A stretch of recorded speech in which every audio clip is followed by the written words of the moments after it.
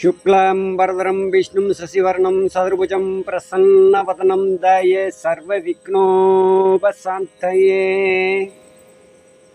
शान्ताकारं भुजगशयनं पद्मनाभं सुरेशं विश्वाधारं गगनसदृशं मेघवर्णं शुभांगं लक्ष्मीकान्तं कमलनयनं योगीन्द्रध्यानं कमजं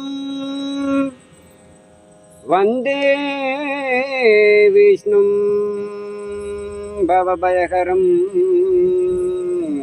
सर्वलोकैकनाथं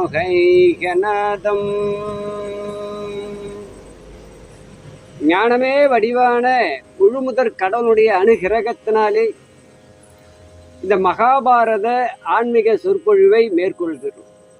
அஞ்சிலே ஒன்றை பெற்றான் அஞ்சிலே ஒன்றை தாவி அஞ்சிலே ஒன்றாராக ஆரியர்க்காக ஏகி அஞ்சிலே ஒன்று பெற்ற அனங்கை கண்டு அயலாரூரில் அஞ்சிலே ஒன்றை வைத்தான் அவன் எம்மை அழித்து காப்பான்.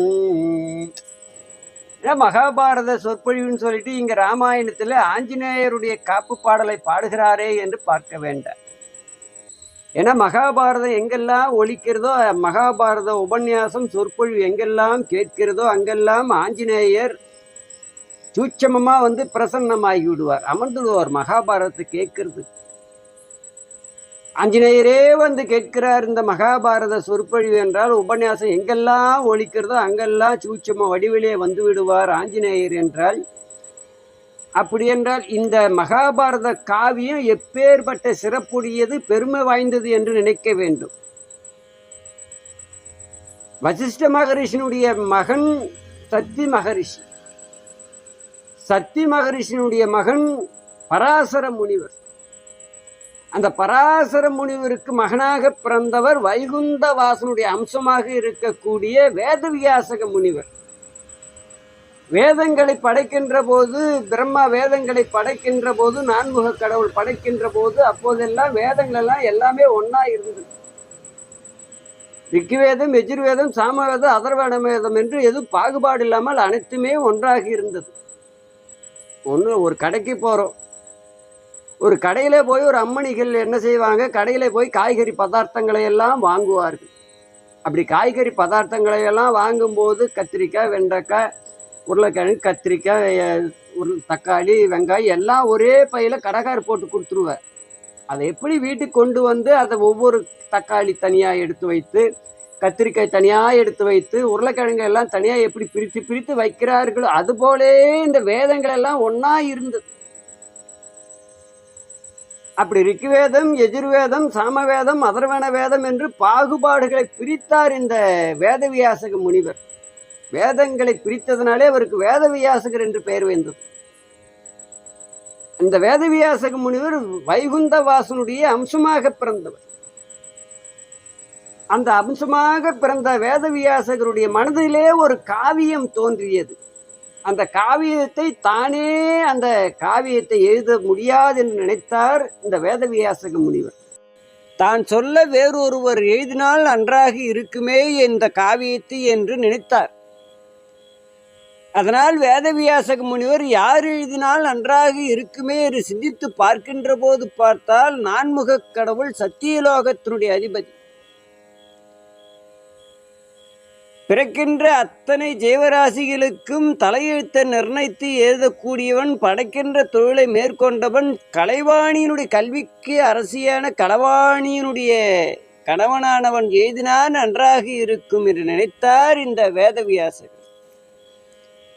அதனால் தியானத்திலே அவர் தவம் இருந்து அவரை வரவழைக்க வேண்டும் என்று முடிவெடுத்த வேதவியாசக முனிவர் ஓம் பிரம்மாய நமக, ஓம் பிரம்மாய நமக, ஓம் பிரம்மாய நமக என்று தியானத்திலே ஆழ்ந்து சிந்தையெல்லாம் ஒருமுகப்படுத்தினார் இந்த வேதவியாசகர். இந்த வேதவியாசகருடைய தபத்தினிலே மனமகிழ்ந்தார் நான்முக கடவுள் பிரம்மா.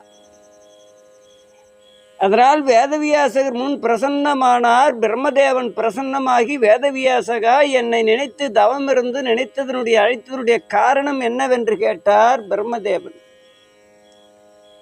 பிரம்மதேவா, என்னுடைய மனதினிலே ஒரு காவியம் தோன்றி இருக்கிறது. அந்த காவியத்தை நானே எழுதினால் சரி வராது என்று நினைத்தேன். அதனால் தான் சொல்ல ஒருவர் எழுத வேண்டும், அதற்கு தகுந்தவர் தாங்கள் தான் என்று நினைத்து தங்கள் மீது நான் தவமிருந்து உங்களை அழைத்தேன் என்று சொன்னார் இந்த வேதவியாசகர். வேதவியாசகா, நீ எழுதக்கூடிய காவியமோ இந்த உலகம் உள்ளளவும் நிலைத்து நிற்கக்கூடியது, மகா காவியம். அப்படிப்பட்ட ஒரு காவியத்தை நான் எழுதுவதென்றால் நானோ படைக்கின்ற தொழிலை மேற்கொண்டிருக்கிறேன் வேதவியாசகா என பிரம்மா ஜீவராசிகளுக்கெல்லாம் தலையெழுத்து நிர்ணயித்து ஒவ்வொரு ஜீவராசியும் பிறக்கின்ற போது அவர் படைக்கின்ற தொழிலை செய்து கொண்டிருக்கிறவர். அப்போ வேதவியாசகா, நான் படைக்கின்ற தொழிலை செய்து கொண்டிருக்கிறேன். இந்த காவியமானது மகா காவியம், இந்த உலகம் உள்ளளவும் நிலைத்திருக்கக்கூடியது. மனிதன் எவ்வாறு வாழ வேண்டும், ஒவ்வொரு ஜீவராசிகளும் எவ்வாறு வாழ வேண்டும் என்று சொல்லக்கூடிய மகா காவியம். அப்படிப்பட்ட காவியம் நான் எழுத அமர்ந்து விட்டால் நான் படைக்கின்ற என்னுடைய தொழிலானது தடைபட்டு போய்விடும். ஜீவராசிகள்லாம் அப்புறம் பிறக்காது. படைக்கின்ற தொழில் இருந்தால் தானே ஜீவராசிகள் எல்லாம் பிறக்கும். அதனால் என்னுடைய படைக்கின்ற தொழிலானது தடைபட்டு போகிவிடும். இதனால் வேதவியாசக முனிவர் பார்க்கிறார், பிரம்மாவானவர் தன்னுடைய படைக்கின்ற தொழில் தடைபட்டு விடுமே என்பதனாலே தன்னுடைய காவியத்தை எழுதுவதற்கு சம்மதம் தெரிவிக்கவில்லையே என்று மனதிலே நினைக்கிறார். அதனால் வேதவியாசகர் பார்க்கிறார், பிரம்மாவிடத்திலே கேட்கிறார், ஐயா, நான் எழுதக்கூடிய காவியமானது மகத்துவமான காவியமாச்சு. மனித குலங்கள் எல்லாம் நல்ல முறையிலே வாழ வேண்டும், அவரவர்களுடைய நிலையிலே வாழ வேண்டும், அவர்களுடைய கருத்தை எல்லாம் நான் நினைத்திருக்கிறேனே. பிரம்மதேவா, தாங்கள் எழுத முடியவில்லை என்றால் நான் என்ன செய்வது என்று வேதவியாசகர் பிரம்மாவிடத்திலே கேட்கிறார். வேதவியாசகரா, நீ கவலைப்பட வேண்டாம், கலங்க வேண்டாம். நான் எழுதவில்லை என்றால் என்ன? முழுமுதற் கடவுள் ஞானமே வடிவமாக இருக்கக்கூடியவன் விநாயக பெருமான் எழுதினால் நன்றாக இருக்குமே என்று அவர் விநாயக பெருமானை முன்மொழிந்தார். அதன் பிறகு வேதவியாசகர் விநாயக பெருமானை நினைத்து தியானம் செய்தார். அப்படி தியானம் செய்ததுமே முழுமுதற் கடவுள் விநாயக பெருமானானவன் வேதவியாசகர் முன் தோன்றினார். வேதவியாசகா, என்னை நினைத்து அழைத்ததன் காரணம் என்ன? ஐயா, என்னுடைய மனதிலே ஒரு காவியம் உருவாகி இருக்கிறது. அந்த காவியத்தை நானே எழுதுவதென்று இயலாத காரியமப்பா. அதனால் நான் சொல்ல ஒருவர் எழுத வேண்டும், அதற்கு நீ எழுதினால் நன்றாக இருக்குமே என்று வேதவியாசகர் விநாயக பெருமானிடத்தினிலே முறையிட்டார். வேதவியாசகா, நான் எழுதுகிறேன், ஆனால் ஒரு நிபந்தனை இடுவேன். அந்த நிபந்தனைக்கு நீ கட்டுப்பட்டால், நான் சம்மதம் தெரிவித்தால் நான் எழுதுகிறேன் என்று சொன்னார். என்ன சம்மதம் சொல்லுங்கள் என்று வேதவியாசகர் கேட்கிறார். வேதவியாசக, நான் எழுதுகின்ற போது நீ எங்கேயாவது நிறுத்தினால் அதன் பிறகு நான் எழுத மாட்டேன். தங்கு தடையில்லாமல் நீ சொல்ல வேண்டும். இந்த காவியத்தை நீ தங்கு தடையில்லாமல் இடையூறு இல்லாமல் நீ கூற வேண்டும். நான் எழுதி கொண்டே போவேன். அப்படி நீ எங்கேயாவது நிறுத்தினால், தடை ஏற்பட்டால் நான் அதன் பிறகு எழுத மாட்டேன், நீ எதை சொன்னாலும் என்று சொன்னார். அதற்கு சம்மதம் தெரிவித்தார் வேதவியாசக முனிவர். பதிலுக்கு வேதவியாசக முனிவரும் ஒரு நிபந்தனை வைக்கிறார். ஐயா, தங்களுடைய நிபந்தனையை நான் ஏற்றுக்கொள்கிறேன், ஆனால் நான் நிபந்தனை ஒன்று வைக்க வேண்டும், அதற்கும் தாங்கள் சம்மதம் தெரிவிக்க வேண்டும் என்று சொன்னார். என்ன நிபந்தனை சொல் வேதவியாசகா என்று விநாயக பெருமான் கேட்டார். ஐயா, நான் சொல்லக்கூடிய காவியத்தை நீ பொருள் உணர்ந்து எழுத வேண்டும். ஏன்னா ஒரு காவியத்தை பொருள் உணர்ந்து எழுதணும். ஒரு சொல்லு இருக்குதுன்னா அதுக்கு தான் சொல்லக்கூடிய கருத்து என்ன, அதற்கு உண்டான சரியான பொருள் என்ன என்று உணர வேண்டும். உணர்ந்த பிறகே நீ தாங்கள் எழுத வேண்டும் என்று நிபந்தனை வைத்தார். அந்த நிபந்தனைக்கு விநாயக பெருமானும் சம்மதம் தெரிவித்தார். இருவர்களும் தன்னுடைய நிபந்தனையை உடன்பாடுகளை செய்து கொண்டு எழுத ஆரம்பித்தார்கள். எழுதுவது என்றால் எழுத வேண்டும், ஏடுகள் வேண்டும், எழுத்தாணி வேண்டும். அப்போதுதான் பார்க்கிறார்கள், எதை கொண்டு எழுதுவது, இந்த காவியமோ மகா காவியமாச்சு, அதற்கு ஏடுகள் ஓலைகள் எங்கே இருக்கிறது? அப்போதெல்லாம் லோகத்துல இமயமலையை விட கைலாய மலையை விட அப்போதெல்லாம் மேருமலை தான் உயர்ந்த மலை. அதனால் ஏனாகமாமேறு வெற்பாக அங்கோ எழுத்தாணிதன் ஏடாகமாமேறு மலை வெற்பாக அங்கோர் எழுத்தாணிதன் கோடாக எழுதும் பிரானை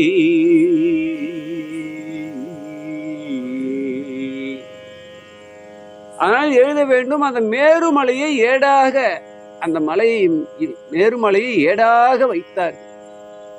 எழுத்தாணியை கொண்டு விநாயகர் பெருமான் எழுதி கொண்டே போகிறார். இப்போதான் பார்க்கிறார் வேதவியாசக முனிவர் பார்க்கிறார், வேதவியாசகர் சொல்வதற்கு முன்னாடியே அவர் எழுதிக்கிட்டு போறார். அடுத்த வார்த்தை என்ன வரும், அடுத்த வரி என்ன வரும்ன்றது விநாயகர் பெருமான் எழுதிக்கிட்டே போறார். இதை பார்க்கிறார் வேதவியாசக பெருமான். அப்பொழுது கடினமான சொற்களை போட்டால் இவர் தன்னோடு ஈடு கொடுத்து போவார், எழுதுவார். கொஞ்சம் எழுதுவது சுலபமாகும், அவர் எழுதுவது தாமதமாகும் என்று முடிவெடுத்த வேதவியாசக முனிவர் அந்த வார்த்தைகளை எல்லாம் கடினமான சொற்களாக சொல்லி கொண்டிருக்கிறார். அதையும் எழுதி கொண்டு போய் கொண்டிருக்கிறார் விநாயக பெருமான். ஏடாக மாமேரு மலையை கொண்டு எழுத்தாணி கொண்டு எழுதி கொண்டு போய் கொண்டிருக்கிறார் விநாயக பெருமான். அப்படி எழுதி கொண்டிருக்கின்ற போது பார்க்கிறார் சனீஸ்வர பகவான். எப்போதுமே விநாயக பெருமானை அவர் ஒரு முறை பீடிக்கின்ற வருகிறார், தொடர வருகிறார். அவருடைய நேரம் வருகின்ற போது லோகத்தில் இருக்கிற அத்தனை ஜீவராசிகளையும் சனீஸ்வர பகவான் அவர் கடமையை செய்வதற்காக தொடர்வது வழக்கமாக வைத்திருக்கிறார், அவருடைய பணி. அப்போ தேவர்களையும் அவர் பீடிப்பார். அவர் தொடரக்கூடிய நேரம் அவரவர்களுக்கு வந்தால் அந்த சனீஸ்வர பகவானுடைய கடமையை அவர் செய்து விடுவார். அப்போது ஒரு முறையானது விநாயக பெருமானை பீடிக்கின்ற நேரம், தொடரக்கூடிய நேரம் வந்தது. சனீஸ்வர பகவான் வருகிறார். விநாயக பெருமானே, முழுமுதற் கடவுளே, உங்களை பீடிக்கக்கூடிய நேரம் வந்து விட்டது. அது என்னுடைய கடமை, என்னுடைய தொழில், என்னுடைய பணி என்னவோ அதை நான் செய்ய வேண்டும். அதனால் உங்களை பீடிக்கின்ற நேரம், தொடரக்கூடிய நேரம் வந்து விட்டது. விநாயக பெருமானே, எனக்கு அனுமதி கொடுங்கள் என்று கேட்கிறார். அப்பொழுதுதான் விநாயக பெருமான் சொல்கிறார், சனீஸ்வர பகவா, இன்று வேண்டாம், நாளை வந்து என்னை தொடரலாம் என்று விநாயக பெருமான் சனீஸ்வர பகவான் இடத்திலே சொல்கிறார். அதனால் விநாயக பெருமான் சொல்லிவிட்டாரே, கூறிவிட்டாரே, அதனால் நாளை வந்து தொடரலாம் என்று நினைத்து கொண்டிருக்கிறார். அப்போதுதான் விநாயக பெருமான் சொல்கிறார், சனீஸ்வர பகவா, எனக்கு கொஞ்சம் ஞாபக மறதியாக இருக்கும். நாளை வந்து தொடர்கின்ற போது நான் என்ன செய்வது, நேற்று சொன்னேன் என்றால் எனக்கு ஞாபக மறதியாக இருக்கும். ஆனால் என்னுடைய முதுகிலே இன்று போய் நாளை வருகிறேன் என்று எழுதிவிட்டு போய்விடு என்று சொல்லிவிடுகிறார். அதன்படியே சனீஸ்வர பகவானும் விநாயக பெருமானுடைய முதுகிலே எழுதினார், இன்று போய் நாளை வருகிறேன் என்று. மறுநாளும் வருகிறார் சனீஸ்வர பகவான் விநாயக பெருமானை தொடர வேண்டும் என்பதற்காக. அப்பொழுதுதான் விநாயக பெருமான் பார்க்கிறார், தன்னுடைய முதுகை காட்டுகிறார். அப்பா, நீதானே எழுதினாய், படித்துவிட்டு என்ன இருக்கிறதோ அதை செய் என்கிறோம், இன்று போய் நாளை வா என்று இருக்கிறது. நீதானே எழுதினாய், இன்று போய் நாளை வா, இன்று போய் நாளை வா என்று இப்படியே விநாயக பெருமான் சனீஸ்வர பகவானை காலம் கடத்தி கொண்டே போகிறார். இது தொடர வேண்டும், என்னுடைய பணியை நான் செய்ய வேண்டுமே என்று சனீஸ்வர பகவான் இப்பொழுதுதான் பார்க்கிறார். அந்த மகாபாரதத்தை எழுதுகின்ற போது அந்த எழுத்தாணின் மேலே வந்து அமர்ந்த ஏடாகமாமேருமலை வெற்பாக அங்கோர் எழுத்தாணிதன் அங்கோர் எழுத்தாணிதன். அப்படி சனீஸ்வர பகவான் அந்த மகா காவியத்தை எழுதுகின்ற போது எழுத்தாணியின் மேலே வந்து அமர்ந்தார். அதனாலே எழுத்தாணி உடைந்தது. ஆனால் வேதவியாசக முனிவர் பார்க்கிறார், தான் சொல்லக்கூடிய நேரத்தை இப்போது எழுத்தாணி உடைந்து விட்டதே விநாயக பெருமான், அதனால் எழுத்தாணி உடைந்து விட்டதே என்று நாம் சொல்வதை நிறுத்தினால் உடன்படிக்கை என்ன செய்திருக்கிறோம்? எங்கே நீ நிறுத்தினாயோ அதன் பிறகு நான் எழுத மாட்டேன் என்று விநாயக பெருமான் நிபந்தனையிட்டு இருக்கிறார். அதனால் சொல்வதை நிறுத்திவிட்டால் எழுதாமல் போய்விடுவாரோ விநாயக பெருமான் என்று நினைத்து தான் சொன்ன கருத்தை, தான் சொல்லக்கூடிய காவியத்தை நிறுத்தாமலே சொல்லி போய்கொண்டே இருக்கிறார் வேதவியாசக முனிவர். விநாயக பெருமன் பார்க்கிறார், இந்த வேதவியாசக முனிவர் நிறுத்தாமலே சொல்லிக்கொண்டே இருக்கிறாரே காவியத்தை, நாம் இப்போது வேறொரு எழுத்தாணியை கொண்டு வந்து எழுதலாம் என்று பார்த்தால் அதற்குள் எங்கேயோ போய்விடுவார். இவர் வேதவியாசக முனிவர் சொல்லிக்கொண்டே போய்விடுவாரோ, அதனால் எழுதுவது இடையூறாக இருக்குமே என்று நினைத்தார். வேதவியாசக முனிவர் நினைக்கின்ற போது பார்த்தார், விநாயக பெருமானம் வேறொரு எழுத்தாணியை கொண்டு வர நேரமில்லை. இதனாலே விநாயக பெருமான் தன்னுடைய தந்தத்தை ஒடித்தார். கோடாக எழுதும் பிரானை, கோடி என்றால் தந்தம். அதனாலே மகாபாரதத்தை எழுதுகின்ற போது ஒரு தந்தத்தை ஒடித்து கோடாக எழுதும் பிரானை, அந்த கோடாக தந்தத்தை ஒடித்தே எழுதினார் மகா காவியத்தை. அப்படி வேதவியாசகர் சொல்ல விநாயக பெருமான் எழுதியதோ 60 லட்சம் கிரந்தங்கள். ஒரு கிரந்தம் 2 கிரந்தம் இல்லை, மொத்தம் 60 லட்சம் கிரந்தங்களை எழுதினார்கள். வேதவியாசகர் முனிவர் சொல்ல விநாயக பெருமான் எழுதியது.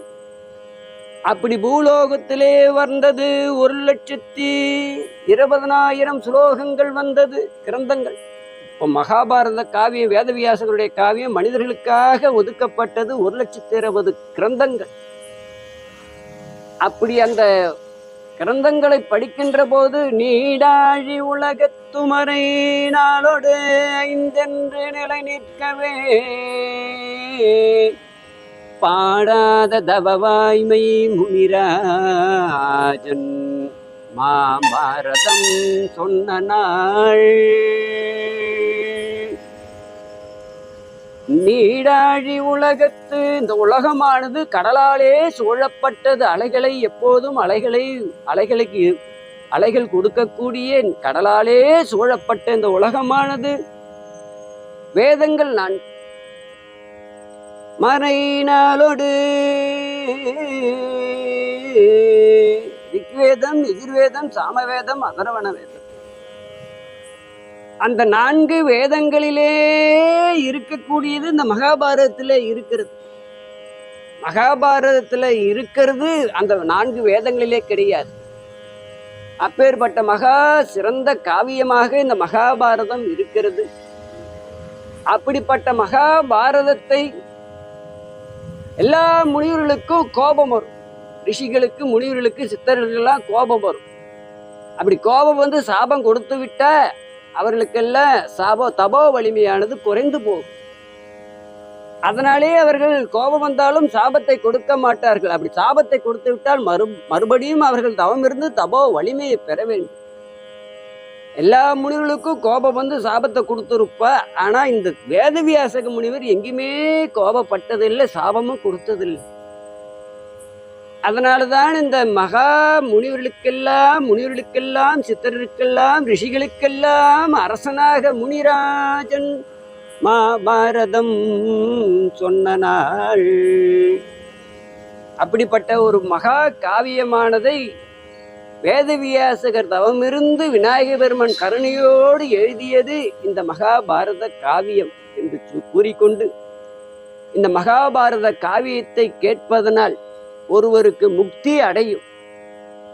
பிறவி என்பது கிடையாது, அடுத்த பிறவிங்கிறது ஒண்ணு கிடையாது.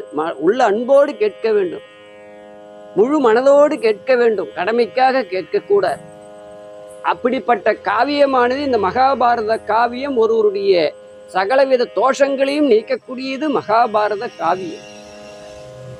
செய்த பாவங்களை எல்லாம் போக்கக்கூடியது இந்த மகாபாரத காவியம்.